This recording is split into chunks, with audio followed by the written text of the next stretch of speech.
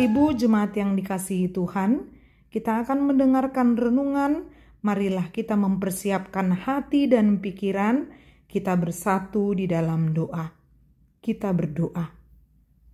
Kasih karunia dan damai sejahtera dari Allah Bapa kita dan dari anaknya Tuhan Yesus Kristus menyertai kamu. Amin. Firman Tuhan yang menjadi nas renungan bagi kita pada saat ini tertulis dalam Injil Matius pasal 13 ayat 13. Itulah sebabnya aku berkata-kata dalam perumpamaan kepada mereka, karena sekalipun melihat, mereka tidak melihat, dan sekalipun mendengar, mereka tidak mendengar dan tidak mengerti. Demikian firman Tuhan. Berbahagialah yang mendengar firman Allah. Jemaat yang baik hati, Tuhan Yesus punya banyak cara untuk menyampaikan pengajarannya atau menyampaikan firman-Nya. Salah satu yang boleh kita perhatikan dalam nas ini yaitu dengan memberikan pengajaran melalui perumpamaan. Yesus memakai perumpamaan yang dekat dengan kehidupan sehari-hari pada masyarakat saat itu. Salah satunya juga yang boleh kita lihat dalam nas ini yaitu dalam hal agraris atau pertanian, karena banyak masyarakat yang suka bercocok tanam pada saat itu. Perumpamaan yang boleh kita perhatikan dalam nas ini yaitu tentang seorang penabur.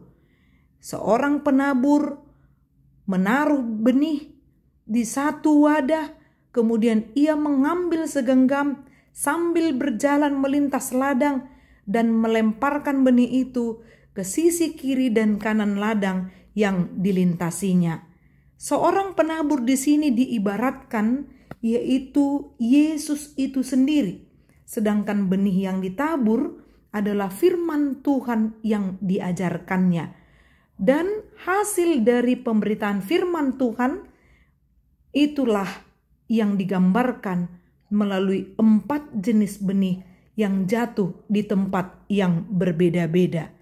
Tentu kalau tempat yang berbeda-beda seperti yang disampaikan dalam perikop ini, yaitu pinggir jalan, tanah berbatu, tempat penuh semak duri, dan tempat yang subur akan mengalami pertumbuhan yang berbeda-beda.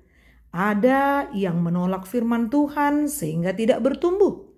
Ada yang tidak berakar mendalam sehingga tidak tahan menghadapi tantangan hidup. Ada yang tidak menjadikan firman Tuhan sebagai prinsip hidup sehingga selalu khawatir tentang hidupnya. Ada juga yang punya hati yang terbuka, tekun, dan tidak mudah menyerah sehingga hidupnya senantiasa berada dalam penyertaan Tuhan. Pertanyaan bagi kita atau menjadi renungan bagi kita, di manakah tipe yang ada pada diri kita saat ini selama kita mengikut Yesus, mendengarkan firman-Nya melalui pengajaran atau khotbah di gereja, di tempat di mana persekutuan orang Kristen berkumpul.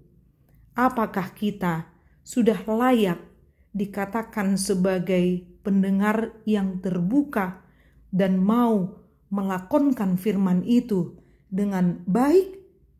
Jika belum, layaklah kita sadari bahwa jangan jadikan firman itu menjadi sia-sia seolah tidak berguna di dalam kehidupanmu. Sama seperti ketika kita mendengarkan epistel, kemudian kita berdoa dan kita mendengarkan, berbahagialah orang yang mendengar firman Allah serta memeliharanya. Apakah kita layak menjadi orang yang berbahagia? Jika tidak, maka kita akan menjadi orang yang celaka karena tidak mau ditaburi benih yang baik dan tempat yang baik. Untuk itu, dalam nas ini diingatkan, itulah sebabnya aku berkata-kata dalam perumpamaan kepada mereka.